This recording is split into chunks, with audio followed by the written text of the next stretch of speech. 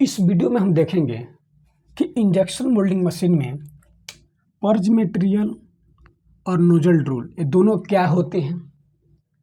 इन दोनों टॉपिक्स को हम जो टॉपिक है दोनों पर्ज मटेरियल मतलब मटेरियल को या इंजेक्शन मोल्डिंग को हम पर्ज क्यों करते हैं, वो पर्ज क्या होता है और नोजल ड्रूल क्या होता है, इसके बारे में हम देखेंगे कि नोजल ड्रूल क्या होता है और पर्ज मटेरियल ये क्या होता है।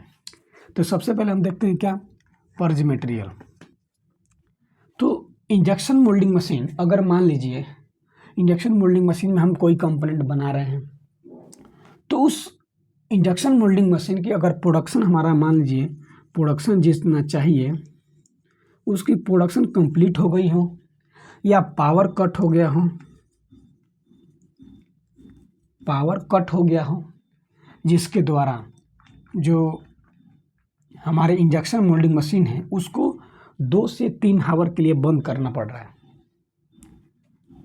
क्या मतलब, अगर मान लीजिए इंजेक्शन मोल्डिंग मशीन है, ठीक, इसमें हम कोई कंपोनेंट बना रहे हैं, उस कंपोनेंट की जो कंपोनेंट बना रहे हैं उसकी प्रोडक्शन कंप्लीट हो गई हो या पावर कट हो गया हो या किसी भी कारण से हम इस मोल्डिंग मशीन को 2 से 3 आवर्स के लिए बंद कर रहे हैं, उसकी प्लानिंग नहीं है चलाने की, तो उसे 2 से 3 आवर के लिए हम बंद कर रहे हैं। तो उस जो मटेरियल चल गई है, तो जो मटेरियल चल रही है वो मटेरियल बैरल में हमारा इकट्ठा रहेगा, ठीक। तो उस मटेरियल को हम बाहर निकालेंगे पीपी या पीएस मटेरियल डालकर, उसमें डालकर इस बैरल को हम खाली करते हैं। जब बैरल को खाली करते हैं उसी जो मटेरियल बाहर निकलती है उस नोजल के द्वारा, उसी को हम पर्ज मटेरियल बोलते हैं।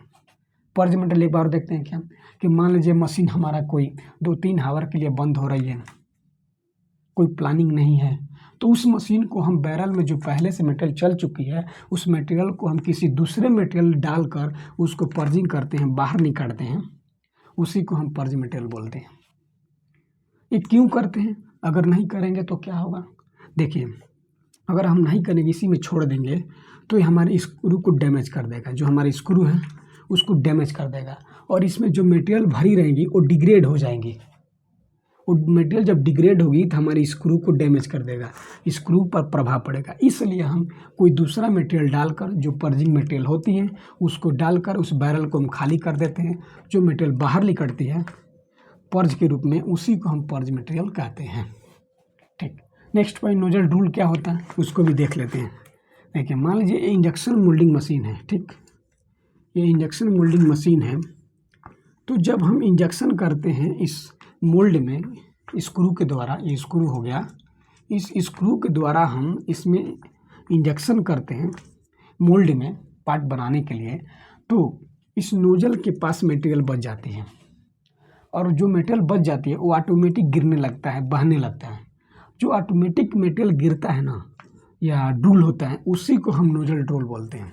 ये मटेरियल हमारा गिर रही है, बह रही है, ऑटोमेटिक ड्रूल हो रही है, उसी को हम नोजल ड्रूल कहते हैं। क्यों आता है कि जब इंजेक्शन करने के बाद जो स्क्रू पीछे की तरफ प्लास्टिसाइजिंग होती है, नेक्स्ट शाफ्ट के लिए जो मटेरियल तैयार करती है, तो यहाँ पर कुछ मटेरियल ज़्यादा बच जाती हैं, जो मटेरियल ऑटोमेटिक गिरने लगती है। ये क्यों होता है?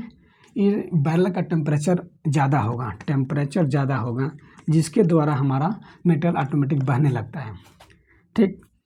और इसकी शक बैक जो होगी, शक बैक वो कम होगी, तो इसमें हम शक बैक देंगे। जो शक बैक देने से जो नोजल के पास मटेरियल होती है वो पीछे की तरफ स्क्रू खींच लेता है और ड्रूल नहीं होने देता है। तो इसलिए हम यहाँ पे शक बैक देंगे और टेम्परेचर उसकी नोजल का कम करेंगे, जिससे हमारा लिमिट टेम्परेचर वहाँ पर है, जो मटेरियल हमारा गिर रहा है वो बंद हो जाएगा, ठीक। तो यही होता है नोजल ड्रूल कि स्क्रू के नोजल के पास जो मटेरियल होती है ऑटोमेटिक गिरता रहता है, जिसको हम नोजल ड्रूल कहते हैं। पर्ज मटेरियल कि किसी भी बैरल को खाली करने के लिए हम कोई भी दूसरा मटेरियल डालकर उस बैरल को खाली करते हैं, उसे हम पर्ज मटेरियल बोलते हैं।